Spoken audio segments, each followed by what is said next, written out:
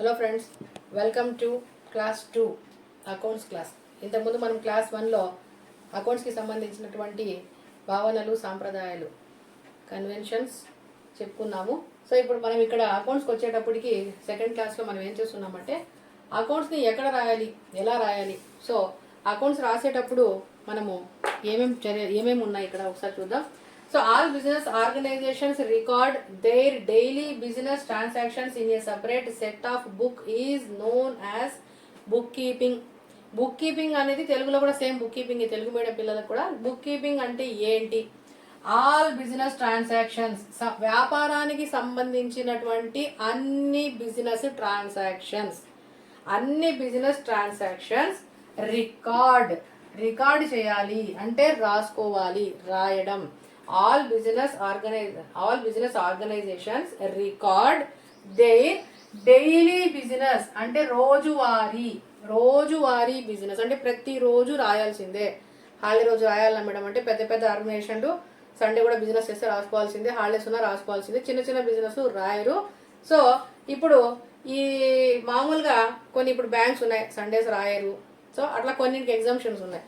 Okay, ఇప్పుడు daily అంటే ఇక్కడ మనం యావరేజ్గా రొటీన్గా తీసుకోవాలి, ప్రతిరోజు అనేది అంటాం. సండే, సాటర్డే, హాలిడే అది కాదు.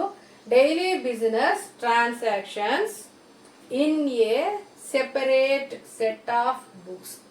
సపరేట్గా రాసుకోవాలి, అంత కలిపి అంటే వేరే బుక్స్తో మనం కలిపి రాయడం కాదు. సెపరేట్గా ఒక సెట్ ఆఫ్ బుక్స్ పెట్టుకొని, ఇవి అకౌంట్ బుక్స్ అని మనం పక్కన పెట్టుకోవాలి కొన్ని.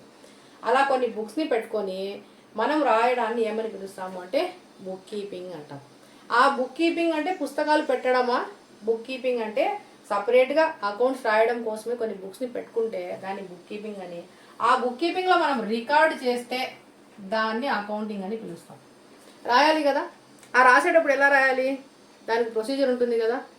వచ్చినవి రాయాలి, పోయేవి రాయాలి, ఉన్నవి ఎంత ఖర్చు పెట్టాము, ఎంత తీసుకున్నాం, ఎంత కొన్నాం, ఎంత అమ్మినాం, ఈ రకరకాలుగా జరిగే అన్ని ట్రాన్సాక్షన్స్ని మనం రాయాలి. అలా రాసేటప్పుడు ఒక ప్రొసీజర్ ఫాలో అవుతూ రాస్తాం, ఎట్లా పడితే అట్లా రాయం.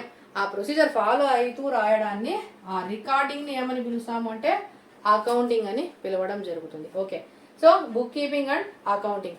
బుక్ కీపింగ్, అకౌంటింగ్ మనం తీసుకున్నప్పుడు ఇక్కడ బుక్ కీపింగ్ చేయడానికి లేదా అకౌంటింగ్ ఈ రాయడానికి ఆబ్జెక్టివ్స్ ఏంటి, ఎందుకు రాయాలి, వీళ్ళ లక్ష్యాలు ఏంటి అని చూస్తే, ఒకటి ఇప్పుడు మనం బిజినెస్ చేస్తున్నాం. బిజినెస్ చేసేటప్పుడు మనకు ఎందుకు చేయాలి బిజినెస్?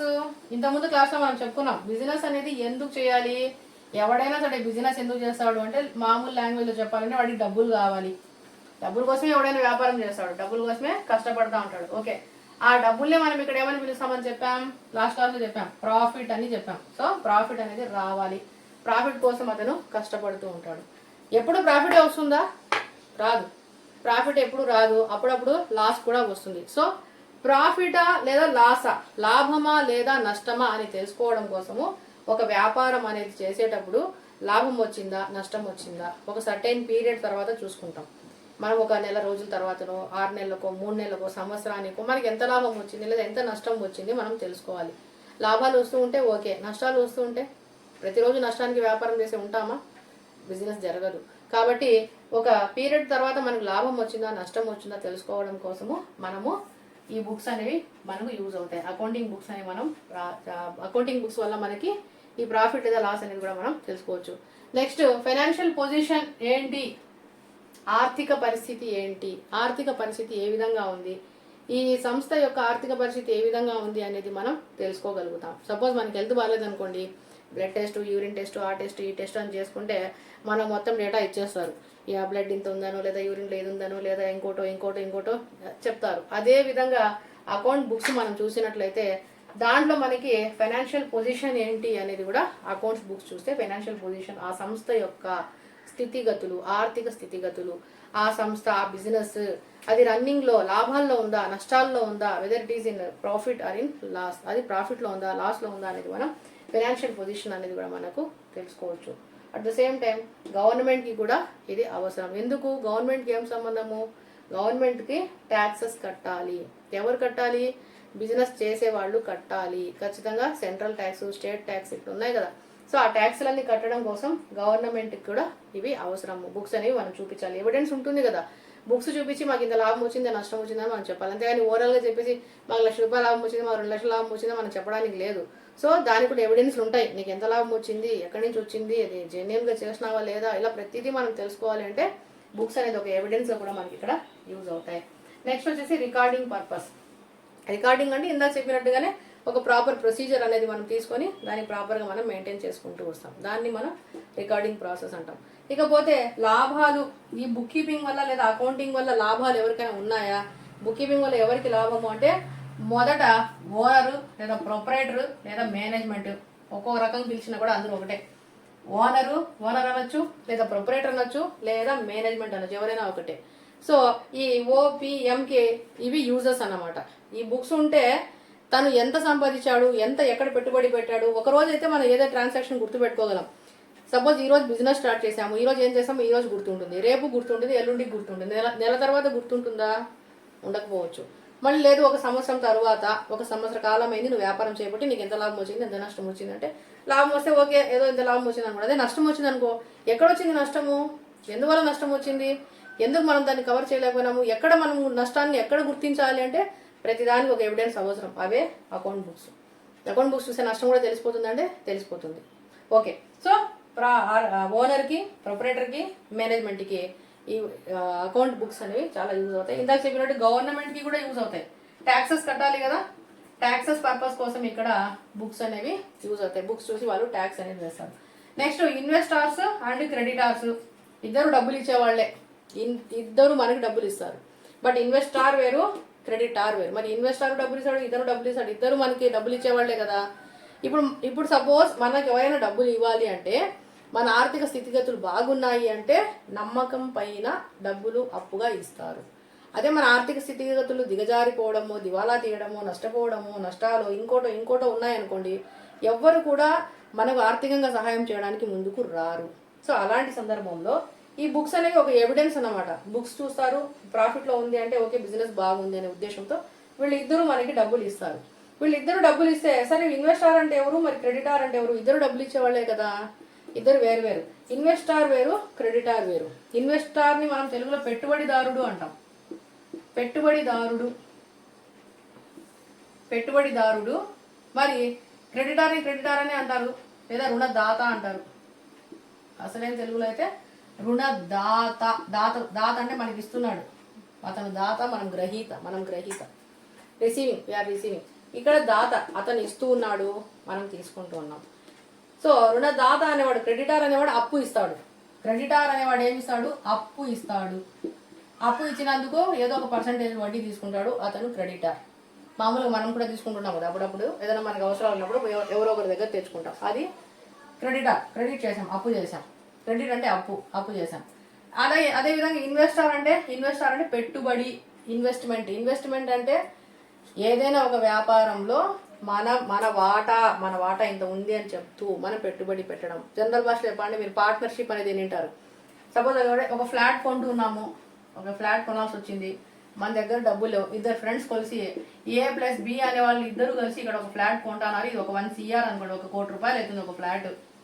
వీడేమో ఫస్ట్ పెట్టేసి ఉంటాడు, 50 లక్షలు 60 లక్షలు పెట్టాడు, డబ్బులు తక్కువ వచ్చాయి. వీడిపై మళ్ళీ వీడి దగ్గర అడుగుతారు, నువ్వేమన్నా ఇవ్వగలుగుతావా, పెట్టగలుగుతావా అని. ఓకే ఇస్తాను రా అంటాడు. దాన్ని వీడు ఇన్వెస్ట్ చేస్తాడు. అప్పుడు వీడి పార్ట్నర్ అలా, ఇన్వెస్టర్ అలా. పార్ట్నర్ వేరు, ఇన్వెస్టార్ వేరు. అది నెక్స్ట్ క్లాస్లో మనం చూద్దాం. ఇప్పుడు జస్ట్ అర్థం చేసుకోండి, ఇక్కడ బి అనేవాడు కొద్దిగా ఇన్వెస్ట్మెంట్ పెట్టాడు, కొంచెం డబ్బులు ఇచ్చాడు. అది ఒక 10,000, 10 లక్షలు, 20 లక్షలు, 30 లక్షలు, 50 లక్షలు సంథింగ్ ఏదో ఇచ్చేశాడు.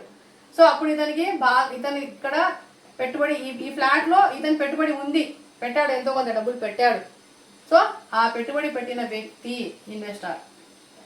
ఓకే, అతనికి కూడా డబ్బులు తిరిగి ఇవ్వాల్సిందే. డబ్బులు ఇస్తాము, వడ్డీ ఇస్తాము అంటే వడ్డీ కూడా అతను అడిగి తీసుకుంటే ఇవ్వాల్సిందే. ఈ ఫ్లాట్లో భాగం ఉంటుందంటే అది కూడా ఇవ్వాల్సిందే.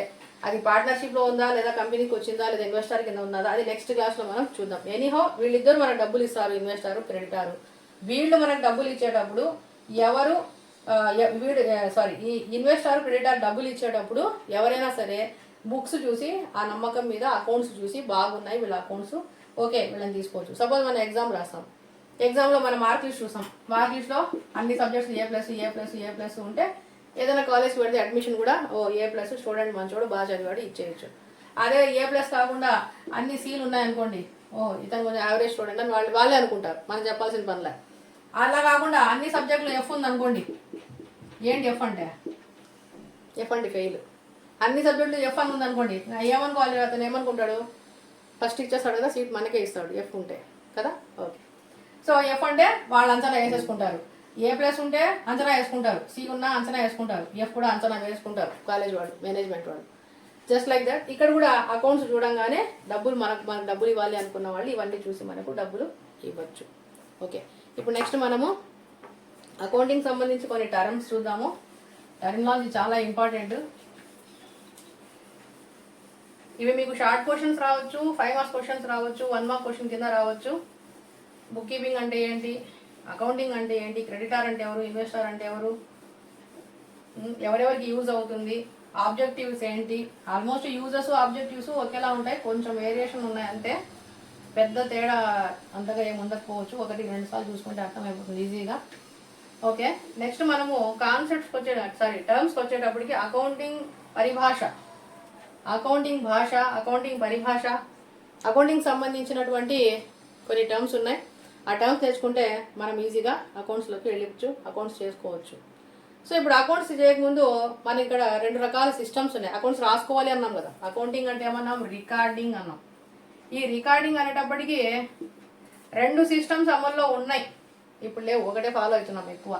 అందులో ఒకటి ఏంటి అంటే సింగిల్ ఎంట్రీ సిస్టమ్, రెండవది double entry system. Single entry system, double entry system వాళ్ళే చెప్పేస్తున్నారు పేరులో. సింగిల్ ఎంట్రీ అంటే ఇందాక మనం లాస్ట్ క్లాస్లో చెప్పాం, ఎక్స్ అనేవాడు సెల్ ఫోన్ అమ్మాడు, వై అనేవాడు డబ్బులు ఇచ్చాడు, క్యాష్ ఇచ్చాడు. ఎక్స్ అనేవాడు అమ్మాడు, వై అనేవాడు డబ్బులు ఇచ్చాడు. ఇక్కడ ఏమైతుంది, సెల్ వెళ్ళిపోయింది, ఇక్కడ ఏమైంది, డబ్బులు మనకి వస్తూ ఉన్నాయి. ఇలా ట్రాన్సాక్షన్స్ ఉన్నప్పుడు ఎక్స్ అనేవాడు ఓనరు, వై అనేవాడు కస్టమర్. ఎక్స్ అనేవాడు ఏదో ఒకటే రాసుకుంటాడు, సెల్ అమ్మినట్టుగా సెల్ వెళ్ళిపోయిందని రాసుకుంటాడు, లేదా డబ్బులు వచ్చేసినాయని రాసుకుంటాడు, అంతే. దాన్ని మనం సింగిల్ ఎంట్రీ సిస్టమ్ అనొచ్చు. ఇకపోతే డబుల్ ఎంట్రీ సిస్టమ్ అంటే ఈ 2 రాసుకోవాల్సిందే. మన సెల్ పోయింది అంటే పోవడం అంటే పోగొట్టుకోవడం కాదు, అమ్మినాము, సెల్ అమ్మినాము, అమ్మినందుకు డబ్బులు వచ్చినాయి అని 2 ఆస్పెక్ట్స్ని రాస్తాము. దానిని ఏమని పిలుస్తాము అంటే డబల్ ఎంట్రీ సిస్టమ్ అని పిలుస్తాము. సో ఇది కూడా మీకు 1 మార్క్ క్వశ్చన్స్కి, షార్ట్ క్వశ్చన్స్కి అడగే ఛాన్స్ చాలా ఉన్నాయి. సింగిల్ ఎంట్రీ సిస్టమ్ అంటే ఏంటి, డబల్ ఎంట్రీ సిస్టమ్ అంటే ఏంటి. ఓకే, సింగిల్ ఎంట్రీ సిస్టమ్ అయిపోయింది, డబల్ ఎంట్రీ సిస్టమ్ అయిపోయింది. నెక్స్ట్ టర్మ్స్ తీసుకున్నాము. టర్మినాలజీలో, అకౌంటింగ్ టర్మినాలజీలో అవి కూడా మీకు 1 మార్క్ క్వశ్చన్స్, షార్ట్ క్వశ్చన్స్కి అడిగే అవకాశాలు ఉన్నాయి. అందులో ఫస్ట్ వన్ చెప్తాను చూడండి. First one is capital.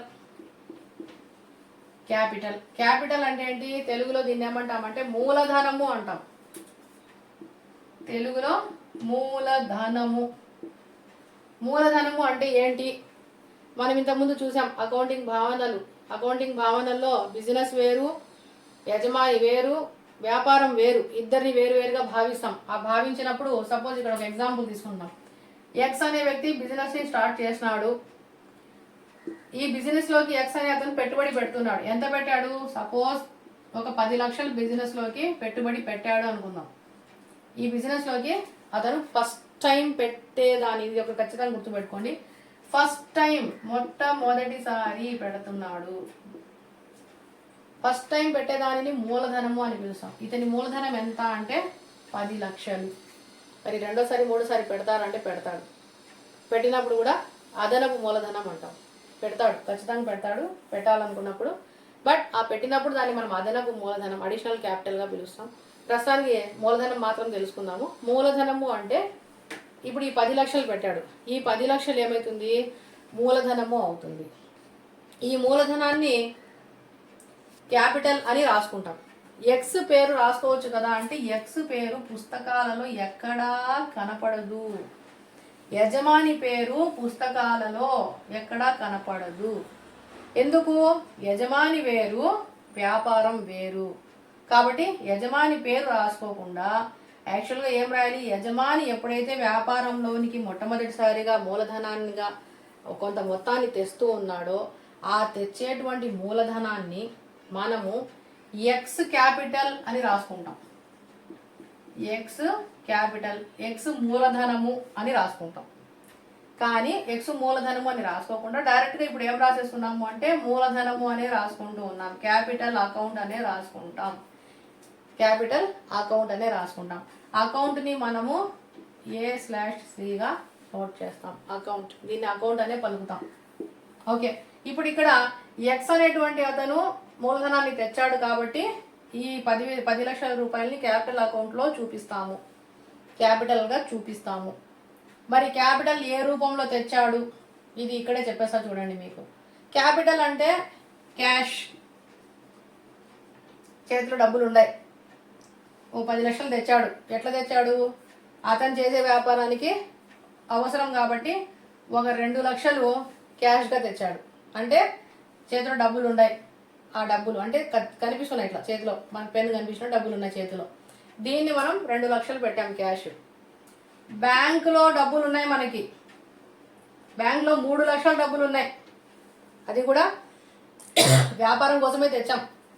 ఈ బ్యాంకులో ఉండే 3 లక్షల డబ్బుల్ని కూడా మనం ఇక్కడ చూపిస్తా ఉన్నాం. మరి బ్యాంక్ అని రాయాలంటే బ్యాంక్ అనే రాయాలి.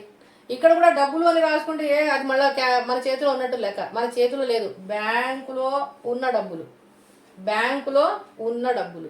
సో అందుకు బ్యాంక్ రాసుకుంటాం. అది ఏ బ్యాంక్ అనేది మనం ఇక్కడ మెన్షన్ చేసుకోవచ్చు. ఇప్పుడు లేదు కాబట్టి జస్ట్ ఏదో బ్యాంక్. బ్యాంక్లో ఉన్న డబ్బులు కూడా బిజినెస్ కోసమే పెడుతూ ఉన్నాడు. ఇప్పుడు పెట్టలేదు, ఉన్నాయి బిజినెస్లో, అకౌంట్లో, బ్యాంక్లో అట్లే ఉన్నాయి. అది కూడా బిజినెస్ సంబంధం. ఓకే, క్యాష్ తెచ్చాడు 2 లక్షలకి.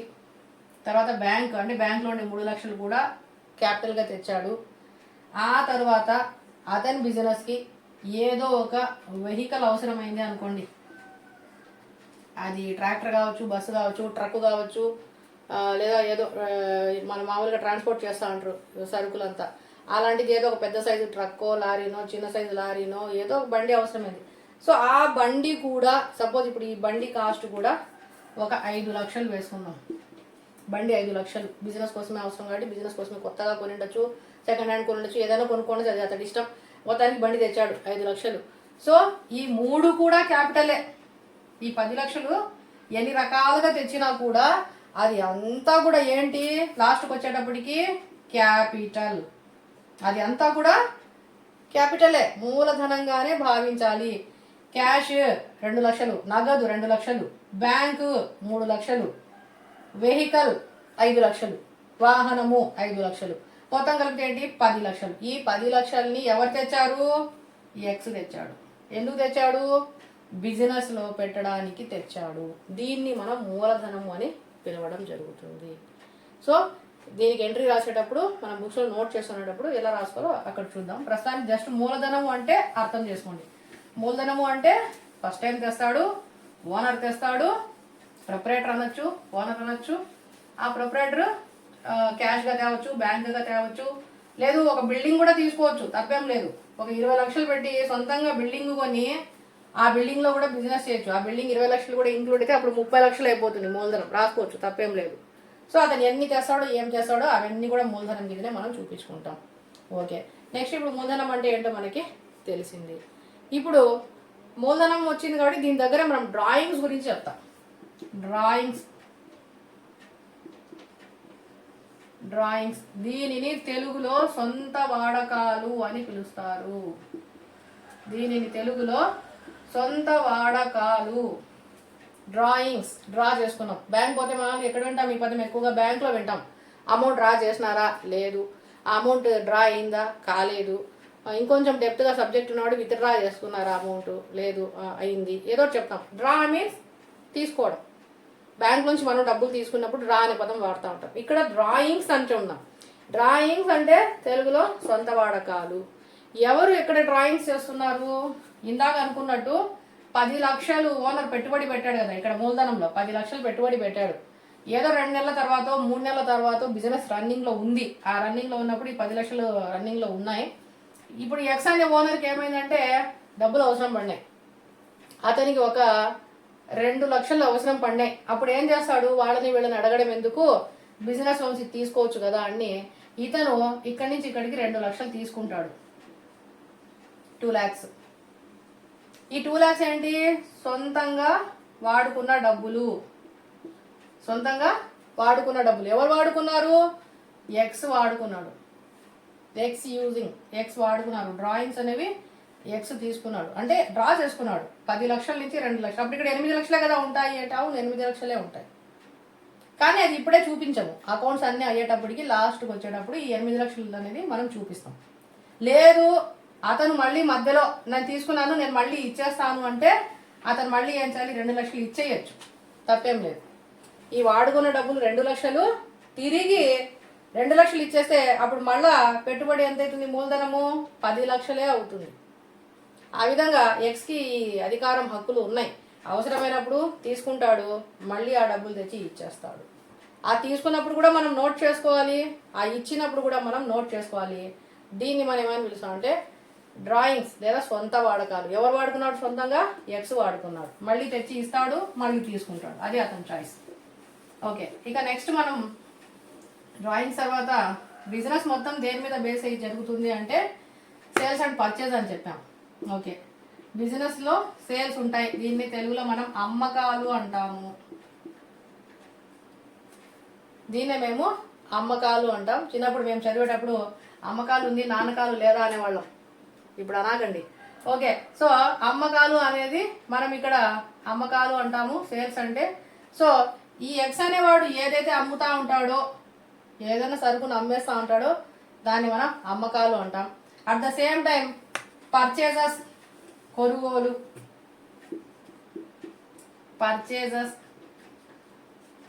పర్చేజెస్ అంటే కొనుగోలు. ఏదైతే కొంటామో దాన్ని మనం కొనుగోలు అంటాం. ఈ అమ్మకాలు కొనుగోలుకు సంబంధించి ఇంకొంచెం డెప్త్గా తెలుసుకోవాలి. డెప్త్గా తెలుసుకునేటప్పుడు నెక్స్ట్ టాపిక్ వచ్చేటప్పుడు అక్కడ ఎక్స్ప్లెయిన్ చేస్తాను. సేల్స్ అంటే జస్ట్ మీరు ఒక ఐడియా పెట్టుకోండి. మన సంస్థ ఏదైతే అమ్ముతుందో అంటే ఎక్స్ అనే అతను ఏదైతే అమ్ముతాడో అది అమ్మకాలు అవుతాయి, సేల్స్ అవుతాయి. ప్లస్ మనం కూడా కొంటాం వేరే వాళ్ళ నుంచి. సపోజ్ ఇక్కడ జెడ్ అనేవాడు ఉన్నాడు, వీడి దగ్గర మనం కొంటూ ఉన్నాం. ఆ కొనేదాన్ని కూడా మనం ఇక్కడ పర్చేజ్ అని అంటాం. Okay, sales, purchase. నెక్స్ట్ ఒక ఇంపార్టెంట్ టాపిక్ గూడ్స్ అనేది మనం ఎంత డెప్త్గా అర్థం చేసుకోగలిగితే బిజినెస్ని అంత డెప్త్గా అర్థం అయిపోయినట్లే మనకి. గూడ్స్ అంటే వాళ్ళు వింటాంటారు కదా గూడ్స్ బండి అని. గూడ్స్ బండి అంటే సరుకుల బండి, గూడ్స్ చాలా ఇంపార్టెంట్ అండి. గూడ్స్ అనేది మనకు కొంచెం బాగుంటుంది, కష్టమేం కాదు. జస్ట్ గూడ్స్ అంటే సరుకులు. ఇవాళ సరుకు అంటే ఏంటి, ఇక్కడ కొంచెం డెప్త్గా తీసుకుందాం. సరుకు అంటే ఏంటి, దేన్ని సరుకు అనాలి చూద్దాం.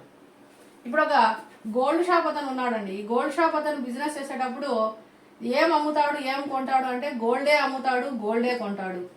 ఇతను గోల్డ్ అమ్ముతాడు, ఈ జడ్డు కాడ నుంచి గోల్డ్ కొనుక్కొస్తాడు, మిగతా వాళ్ళకి అమ్ముతా ఉంటాడు. ఇప్పుడు ఇక్కడ కస్టమర్స్ తీసుకున్నాం. సపోజ్ ఏ, బి, సి, డి వీళ్ళంతా కస్టమర్లు. సో గోల్డ్ అనేది ఏకి అమ్మాడు, బికి అమ్మాడు, సికి అమ్మాడు, డికి కూడా అమ్మేశాడు. ఓకే, నెక్స్ట్ ఒక సెల్ ఫోన్ షాప్ ఉందండి. ఈ సెల్ ఫోన్ షాప్లో ఏమవుతుంది, సెల్ ఫోన్లు అమ్ముతారు. ఏమమ్ముతారు, సెల్ ఫోన్లే అమ్ముతారు. ఇతను ఏం కొంటాడు, సెల్ ఫోన్లే కొంటాడు. ఎక్కడ కొంటున్నాడు, జెడ్డో ఇంకోడో సంథింగ్. సపోజ్ ఏదో ఒక ఎమ్ అనుకోండి, ఇక్కడి నుంచి తెచ్చుకున్నాడు, సెల్ ఫోన్లు తెచ్చాడు, వీళ్ళకి సెల్స్ అమ్ముతూ ఉన్నాడు. ఓకే, సెల్ ఫోన్స్ అయిపోయినాయి. నెక్స్ట్ ఇంకోటి ఏదైనా చూద్దాం. నెక్స్ట్ ఇప్పుడు క్లాత్స్. ఈ క్లాత్స్ అనేవి కూడా కొనకు రావాలి. ఏదో సూరత్, అహ్మదాబాద్ ఉన్నాయి కదా బిజినెస్ సెంటర్లో, హైదరాబాద్ ఎక్కడో తెస్తాం. ఆ తెచ్చిన వాటిని కూడా మళ్ళీ ఈ క్లాత్స్ అనే వాటిని ఎవరికి అమ్ముతున్నాడు, ఈ కస్టమర్స్ అనేవాళ్ళు కొంటారు. ఏ కొంటాడు, బి కొంటాడు, సి కొంటాడు, ఇంకోటి కొంటాడు. ఓకే, ఇప్పుడు ఈ షాప్ వాడికి గూడ్స్ ఏంటి, గోల్డ్ అనేది గూడ్స్, సరుకు. వాడి షాప్లో సరుకు ఏంది అంటే గోల్డ్ షాప్లో పోయి మీరు కూర్చుంటే సరుకు ఉందా అంటే గోల్డ్ ఉందా అని అర్థం. సరుకులు ఉన్నాయంటే మనం ఇంట్లో వండుకునే మినపప్పు, శనగపప్పు ఇలాంటివి కాదు సరుకులు. ఇక్కడ వీడి షాప్లో మనం పోయి కూర్చున్నాం, లేదా ఎవడో కూడా వచ్చాడు, సరుకు ఉందా అంటే ఇది సరుకు. వీడి షాప్కి సరుకు ఏంటి, ఇది. సెల్ ఫోన్ షాప్ వాడికి సరుకు ఏంటి, సెల్ ఫోన్ సరుకులు, గూడ్స్. అదేవిధంగా బట్టల షాప్ వాడికి సరుకు ఏంది, బట్టలు అనేది గూడ్స్. సో గూడ్స్ అందరి షాప్లో ఒకటే ఉందా, లేదు, మారిపోతుంది. షాప్కి మారిపోతుంది. ప్రతి ఒక్క బిజినెస్కి మారిపోతుంది. ఒకే గూడ్స్తో ఎవడు బిజినెస్ చేయడు, రకరకాల బిజినెస్ చేస్తారు. బట్టలతో బిజినెస్ చేస్తారు, బంగారం అంగిట్లో బంగారుతో బిజినెస్ చేస్తారు, సెల్ ఫోన్ షాప్లో సెల్ ఫోన్తో బిజినెస్ చేస్తున్నారు, బుక్ స్టాల్ వాడు బుక్స్తో బిజినెస్ చేస్తూ ఉన్నాడు. ఫర్నిచర్ షాప్ వాడికి వెళ్తే ఫర్నిచర్తో బిజినెస్ చేస్తూ ఉన్నాడు. ఒక వాచ్ షాప్కి వెళ్తే వాచ్ షాప్ వాడు వాచులతో బిజినెస్ చేస్తాడు. అంటే ఒక్కొక్క షాప్లో సరుకు ఏమైతా ఉంది, మారిపోతుంది. ఎవడైతే ఏ వస్తువుతో అయితే ఏ ప్రోడక్ట్తో అయితే బిజినెస్ చేస్తాడో అది వాడికి సరుకు అవుతుంది. వీడి షాప్కి సరుకు గోల్డ్, వీడి షాప్కి సరుకు సెల్, వీడి షాప్కి సరుకు క్లాత్. ఇక్కడ ఇంకొక ఎగ్జాంపుల్ చూద్దాం, దీన్నే కంటిన్యూ చేద్దాం. ఓకే, ఇప్పుడు సెల్ ఫోన్ వాడు బాగా సంపాదించాడండి, డబ్బులు బాగా వచ్చాయి, లాభాలు బాగా వచ్చాయి. వీడెళ్ళి ఒక చైన్ కొనకొచ్చుకున్నాడు. ఇప్పుడు గోల్డ్ రేట్ 1.5 లక్షలు ఉంది కదా, ఒక 2 లక్షలు పెట్టాడు అనుకోండి. 2 లక్షలు పెట్టి చైన్ కొన్నాడు. ఎవరు కొన్నాడు? సెల్ షాప్ వాడు 2 లక్షలు పెట్టి ఒక చైన్ కొన్నాడు. ఎక్కడ పోయి తెచ్చుకున్నాడు? గోల్డ్ షాప్లో పోయి తెచ్చుకున్నాడు. అప్పుడు ఇతనికి ఈ గోల్డ్ చైన్ అనేది ఏమవుతుంది? ఆస్తి, ఆస్తి అవుతుంది, అసెట్ అవుతుంది. ఏమవుతుంది? అసెట్. అసెట్ అంటే ఆస్తి. మనం కొన్నాం కాబట్టి అది మనకి ఆస్తి అవుతుంది. ఎందుకు? వీడు 2 లక్షలు పెట్టి ఒక చైన్ తెచ్చుకున్నాడు, లాభం బాగా వచ్చింది కదా అని. ఓకే, ఇప్పుడు క్లాత్ షాప్ వాడు, వీడికి లాభాలు బాగా వచ్చాయి. ఈ క్లాత్ షాప్ వాడికి లాభాలు బాగా వచ్చాయి. వీడు కూడా గోల్డ్ షాప్ పోయినాడు. వీడు ఒక 10 లక్షలు పెట్టి గోల్డ్ కొన్నాడు. అప్పుడేంటి? ఇది కూడా ఆస్తినే. ఎవరికి ఆస్తి? బట్టల షాప్ వాడికి ఇది ఆస్తి అవుతుంది. సెల్ షాప్ వాడికి గోల్డ్ ఆస్తి అవుతుంది. కానీ గోల్డ్ షాప్ వాడికి గోల్డ్ ఆస్తి అవుతుందా? షాప్లో ఉన్నంత వరకు ఆస్తి కాదు. అతను కూడా ఇంటికి పర్సనల్గా తీసుకొని వెళ్తే అప్పుడు అది అక్కడ అతనికి అసెట్ అవుతుంది. షాప్లో ఉన్నంత వరకు ఏంటి? సరుకే.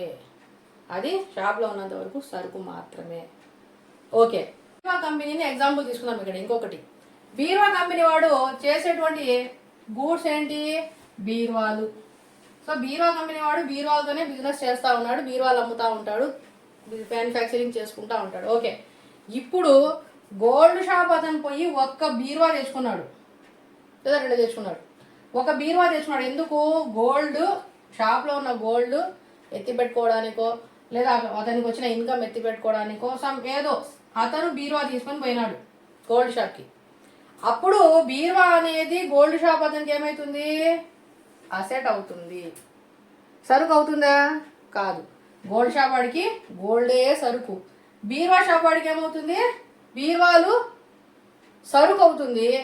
అదే బీరువా షాప్ వాడు ఇక్కడ పోయి ఒక రింగో లేదా ఒక చైనో కొనకొచ్చుకున్నాడు అనుకోండి, అది బీరువా షాప్ వాడికి అసెట్ అవుతుంది. సో ఇప్పుడు కొంచెం అర్థమైందా?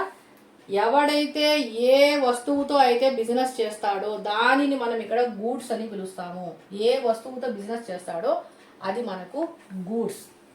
ఓకే, టర్మినాలజీ గూడ్స్ గురించి అర్థమైంది కదా. నెక్స్ట్ ఇంకా కొన్ని ఉన్నాయి, మనం టర్మినాలజీ చూసుకుందాం.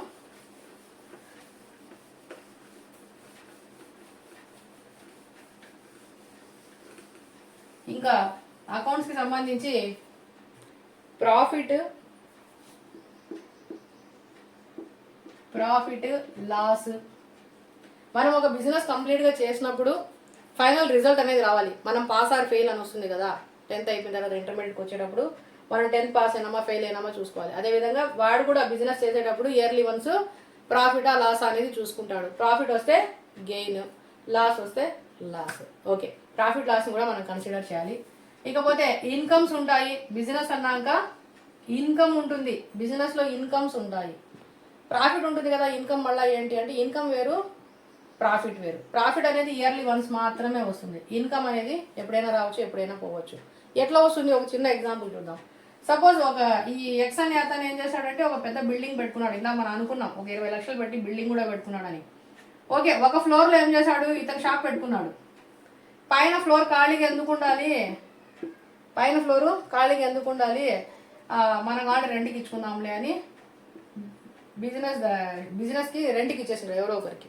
సో అతనికి దీని మీద రెంట్ వస్తూ ఉంటుంది. ఆ రెంట్ అతనికి ఇన్కమ్ అవుతుంది. లేదు ఇతని దగ్గర డబ్బులు ఎక్కువ ఉన్నాయి, ఇతను ఏం చేస్తాడు? వేరే చోట ఎక్కడో చోట ఇన్వెస్ట్ ఇతను కూడా చేయొచ్చు. ఇతను వేరే బిజినెస్ కూడా ఇన్వెస్ట్ చేయొచ్చు. అంటే ఇతను చేసే బిజినెస్ కాకుండా వేరే వాళ్ళ దాంట్లో కూడా డబ్బులు పెట్టుబడిగా పెడతాడు. వాళ్ళు ఏం చేస్తారు? పెట్టుబడి పెట్టిన దానికి ఇంట్రెస్ట్ ఇస్తారు, వడ్డీ ఇస్తారు. ఇంట్రెస్ట్ అనేది ఇస్తారు, వడ్డీ వస్తుంది. ఎవరికి వస్తూ ఉంది? ఎక్స్కి వస్తూ ఉంది. సో ఈ ఇన్వెస్ట్మెంట్ అనేది ఈ బిజినెస్ నుంచే పెట్టి ఉంటాడు. సో ఆ విధంగా ఏమవుతుంది, ఈ అమౌంట్ అనేది ఇతనికి వడ్డీ అనేది ఇతనికి ఇన్కమ్ అవుతుంది. వడ్డీ అనేది ఇన్కమ్ అవుతుంది. సో ఇది ఇన్కమ్. నెక్స్ట్ ఇంకొక వర్డ్ మనం చేసుకోవాలి, ఎక్స్పెండిచర్. మనకి ఎక్కువగా కనిపించేవి ఎక్స్పెండిచర్సే. ఇన్కమ్స్ కంటే కూడా అకౌంట్స్లో ఎక్స్పెండిచర్స్ కొంచెం బాగా తెలుసుకోవాలి. ఇన్కమ్స్ కూడా ఉన్నాయి అంతే, బట్ ఎక్స్పెండిచర్స్ చాలా ఎక్కువగా అనిపిస్తూ ఉంటాయి. సపోజ్ ఎక్స్పెండిచర్కి ఎగ్జాంపుల్ చూడండి, ట్రావెలింగ్ ఎక్స్పెన్సెస్. అంటే ఓనర్ ఏదైనా వర్క్ మీద ఎక్కడికైనా వెళ్ళిండొచ్చు బిజినెస్ పని మీద, అది ట్రావెలింగ్ ఎక్స్పెన్సెస్. లేదు ట్రాన్స్పోర్టేషన్, మన సరుకుని మనం ట్రాన్స్పోర్ట్ చేస్తాం. మీరు ఒక సపోజ్ చూడండి, మీరు బీరువానో టీవీనో ఫ్రిడ్జో రెఫ్రిజిరేటర్ ఏదో కొన్నారనుకోండి, షాప్ వాడు ఒక టెంపోనో బండో ఇచ్చి మీ ఇంటి దగ్గర దింపేస్తాడు. దింపింది ఒక్కోసారి ఫ్రీగా ఇవ్వచ్చు, లేదా వాడు సపరేట్గా చార్జ్ చేస్తే మనం డబ్బులు ఇవ్వాలి, 500 1000 డబ్బులు ఇవ్వాలి రెఫ్రిజిరేటర్ ఏదో తెచ్చుకుంటే. సో దాన్ని అక్కడికి మనం ఇచ్చేదాన్ని ఏమని పిలుస్తామంటే ట్రాన్స్పోర్టేషన్ అంటాం. సో ట్రాన్స్పోర్టేషన్, ట్రావెలింగ్ ఎక్స్పెన్సెస్, ఇట్లా రకరకాల ఖర్చులు అనేవి ఉంటాయి. ఖర్చులు తెలుగులో ఏమంటారు వీటిని? ఇన్కమ్ని ఏమంటాం? ఆదాయం అంటాం. ఇన్కమ్ అంటే ఆదాయము, ఎక్స్పెండిచర్స్ అంటే ఖర్చులు ఉంటాయి, ఆదాయాలు కూడా ఉంటాయి. ఖర్చులు ఎలా ఉంటాయి, ఆదాయాలు ఎలా ఉంటాయి ఫర్దర్ మనం చూస్తాం. ప్రాఫిట్ లాస్, ఖర్చులు, ఆదాయాలు. ఇక ఇంకొక మెయిన్ ఇంపార్టెంట్ టర్మినాలజీ తీసుకుంటే డెటార్, క్రెడిటార్. Debtor, creditor. ఇందాక మనం క్రెడిటార్ అంటే అనుకున్నాం. క్రెడిట్ ఎవరు మనకు క్రెడిట్ ఇచ్చేది? క్రెడిట్ ఇచ్చేది ఎవరు? ఒక పర్సన్ ఎవడో ఒకటి ఇస్తాడు, ఏ అనేవాడు డబ్బులు ఇస్తా ఉంటాడు, క్రెడిటార్. తెలుగులో ఏమంటాం? రుణదాత. మనకు డబ్బులు ఇస్తున్నాడు. షాపుకి పోతే షాప్లో ఏం పెట్టింటారు? నో క్రెడిట్ అని ఉంటుంది. అంటే అప్పు లేదు అంటాడు. ఎవరు? షాప్ వాడు. నో క్రెడిట్ అంటే షాప్లో అప్పు ఇవ్వను అన్నాడు. అంటే షాప్ వాడు క్రెడిటార్, కానీ వాడు మనకు అప్పు ఇవ్వను అంటాడు. అది. సో ఇక్కడ క్రెడిటార్ అంటే షాప్లో చూసింటారు, గుర్తుపెట్టుకోండి, షార్ట్ కట్ ఇది. నో క్రెడిట్, అప్పు ఇవ్వలేదు, నో అప్పు లేదు అంటున్నాడు. ఎవడు ఇవ్వలేదు? షాప్ వాడు మనకు ఇవ్వలేదు. ఒకవేళ ఇచ్చేసాడు అనుకోండి, ఎస్. ఇక్కడ నో బదులు ఎస్ క్రెడిట్ అని ఉంటే ఏం చేస్తాం? మనం బాగా తెచ్చుకుంటాం. ఎప్పుడు పోయినా మనకి ఇచ్చేస్తాడు, తెచ్చుకోవచ్చు హ్యాపీగా, ఏమన్నా లేదనుకుంటే ఇస్తాడు. సో ఎస్ క్రెడిట్ అని షాప్లో ఉంటుందా? ఎక్కడైనా ఉంటే చెప్పండి, కామెంట్ చేయండి. సో ఇక్కడ ఈ ఎస్ క్రెడిట్ అనేది మనం ఆల్మోస్ట్ నేనైతే ఎక్కడ చూడలా. సో ఎస్ క్రెడిట్ లేదు, సపోజ్ ఉందనుకోండి, అప్పుడు షాప్ వాడు ఏం చేస్తున్నాడు? మనకి సరుకులన్నీ ఇస్తాడు. ఎస్ క్రెడిట్, అప్పు ఉంది, తీసుకో. సో ఇస్తా ఉన్నాడు. ఆ ఇచ్చేవాడిని మనం ఏమని పిలుస్తాము? క్రెడిటార్. రుణదాత, మనకు దానం ఇస్తా ఉన్నాడు, మనకి ఇస్తా ఉన్నాడు, మనం దాత, రుణదాతని మనం క్రెడిటార్ అంటాం. సో ఇది క్రెడిటార్. ఇంకా ఇతనికి రివర్స్ ఆపోజిట్ డెబిటార్. మనము వాడికి ఇవ్వాలి. మనము వేరే ఎవరికో, ఇంకొకటికి ఎవరికో ఇస్తున్నాం. మనం వచ్చేసి క్యూ అనే వాడికి ఇస్తా ఉన్నాం. సపోజ్ మనం ఇచ్చాం, అప్పుడు ఇప్పుడు నేను సపోజ్ ఎక్స్ అనుకోండి, నేనే ఎక్స్. ఇక్కడ నేను క్యూ అనే వాడికి ఇచ్చాను, నేను క్రెడిటార్ అవుతాను. వీడు తీసుకున్నాడు కాబట్టి వీడు డెటార్ అవుతాడు. వాడు తీసుకునేవాడు వాడు డెటార్ అవుతాడు. నేను ఇచ్చాను కాబట్టి నేను క్రెడిటార్ అవుతాను. డెటారు, క్రెడిటారు, ఈ పదాలు మనకి అకౌంట్స్ పూర్తిగా మీరు ఎన్ని సంవత్సరాలు చదువుతారో అన్ని సంవత్సరాలు ఈ 2 పదాలు వస్తానే ఉంటాయి. డెటారు, క్రెడిటార్ అనేవి మీరు ఏ అకౌంట్స్ తీసుకున్నా, అకౌంట్స్లో ఎన్ని విన్స్ ఉన్నాయో, ఎన్ని ప్రాబ్లమ్స్ చేయాల్సి వస్తుందో అన్ని ప్రాబ్లమ్స్లో కూడా మీరు డెటార్, క్రెడిటార్ అనేవి చూడాలి. నెక్స్ట్ లాస్ట్ ఒక 2 ఆస్పెక్ట్స్ చెప్తాను, 2 టర్మినాలజీస్ చెప్తాను. ఒకటి అందులో అసెట్స్. అసెట్ అంటే ఆస్తి. అసెట్ అంటే ఆస్తి. ఆస్తులు ఉంటాయా బిజినెస్ వాళ్ళకి? ఉంటాయి. సో ఏముంటాయి? ఒకటి బిల్డింగ్స్. బిల్డింగ్స్ అంటే భవనాలు. ల్యాండ్ అంటే భూమి. Land, buildings. మెషినరీ అంటే యంత్రాలు.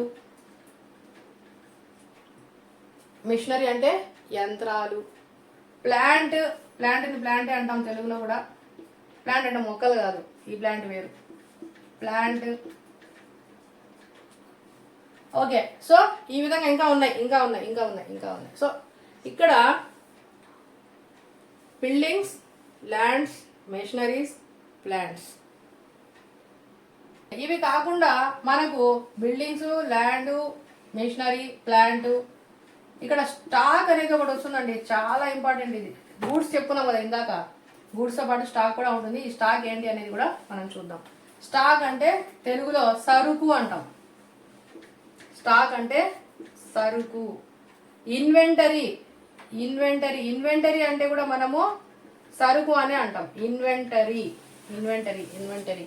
ఓకే, స్టాక్, ఇన్వెంటరీ, సరుకులు, గూడ్స్, ఓకే, ఇవన్నీ కూడా ఆస్తుల కింద వస్తాయి. ఒక్కొక్కటిగా మనము నెక్స్ట్ మనకి క్లాసెస్లో వీటి గురించి డెప్త్గా తెలుసుకోవాల్సి ఉంది, అక్కడ చూద్దాం ఇవన్నీ.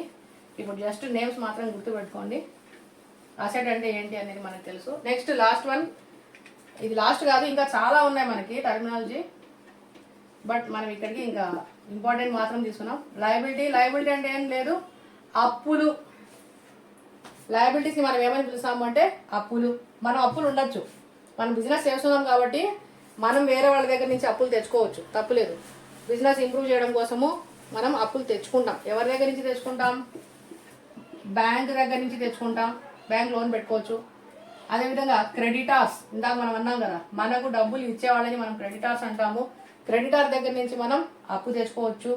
అదేవిధంగా మన ఫర్మ్ని నమ్మి ఎవరో ఒకటి ఇన్వెస్టార్ డబ్బులు పెట్టింటాడు, అతని దగ్గర నుంచి కూడా మనం తెచ్చుకున్నట్లే డబ్బులు. ఇన్వెస్టార్ దగ్గర నుంచి కూడా మనం డబ్బులు తెచ్చుకున్నాము.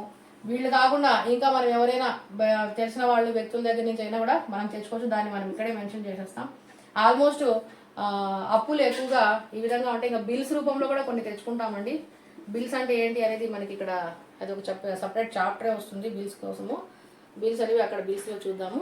సో జస్ట్ గుర్తుపెట్టుకోండి, బ్యాంక్స్, క్రెడిటార్స్, ఇన్వెస్టార్స్, బిల్స్, ఇంకా ఈ విధంగా మనము తెచ్చుకోవడాన్ని మనం ఏమని పిలుస్తామంటే అప్పులు. లయబిలిటీస్, లయబిలిటీస్, అప్పులు. Assets, liabilities. అసెట్స్ అంటే ఆస్తులు, లయబిలిటీస్ అంటే అప్పులు. సో ఇది ఈరోజు మనం తెలుసుకున్నటువంటి సబ్జెక్టు. సో అకౌంట్స్ అనేవి టర్మినాలజీ తెలుసుకున్నాము. అకౌంట్స్లో ఉన్నటువంటి మనకు బుక్ కీపింగ్ అంటే ఏంటో తెలుసుకున్నాం, అకౌంట్స్ అంటే ఏంటో తెలుసుకున్నాం, రికార్డింగ్ అంటే ఏంటో తెలుసుకున్నాం, ఆబ్జెక్టివ్స్ తెలుసుకున్నాం, యూజర్స్ తెలుసుకున్నాము. సో టర్మినాలజీ కూడా తెలుసుకున్నాం. మనం ఇంకా నెక్స్ట్ క్లాస్లో, ఇది మన సెకండ్ క్లాస్ అండి. సెకండ్ క్లాస్ అంటే 2వ తరగతి కాదు, నేను ఎక్స్ప్లెయిన్ చేసిన ఇది క్లాస్, సెకండ్ క్లాస్ యూట్యూబ్లో. సో ఇకపోతే మనం నెక్స్ట్ క్లాస్ 3 చూస్తాము. క్లాస్ 3లో మనము అకౌంట్స్ టైప్స్ చూస్తాం. అకౌంట్స్ టైప్స్, ఆ అకౌంట్స్ ఎలా రాయాలి అవన్నీ మనం నెక్స్ట్ క్లాస్లో చూద్దాం. So please comment and subscribe. ఏమైనా కరెక్షన్స్ ఉంటే చెప్పండి, ప్రాబ్లం లేదు. Thank you for watching.